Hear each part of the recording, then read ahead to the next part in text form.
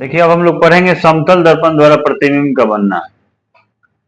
जैसे देखिए ये मान लीजिए कि कोई समतल दर्पण है एम एन कोई समतल दर्पण है जिस पर के सामने एक वस्तु रखी गई है।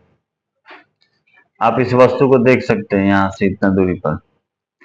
और यहां हम लोग समझेंगे कि एक लाइट जो है यहां से निकलती है, प्रकाश की किरण। प्रकाश की तरह से बहुत सारी किरणें होंगी, मगर हम लोग समझने के लिए कि फिगर बनता कैसे, प्रतिबिंब बनता कैसे, इमेज कैसे बनेगा, इसको समझने के लिए देखेंगे कि एक यहाँ से किरण निकली, आपतित किरण, और इस बिंदु पर टकराई और टकराने के बाद ये परावर्तित होकर के चली गई।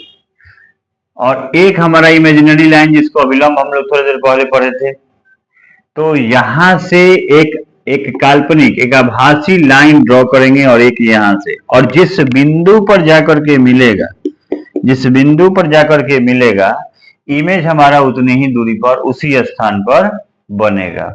तो जैसा कि मैंने पहले बताया था कि समतल दर्पण में जो प्रतिबिंब बनता है वह आभासी प्रतिबिंब होता है।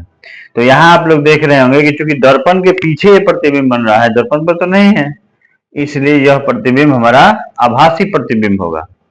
अब जो समझने वाली बात है वो ये है कि कोई वस्तु समतल दर्पण से जितनी आगे होती है उसका प्रतिबिंब दर्पण से उतना ही पीछे बनता है।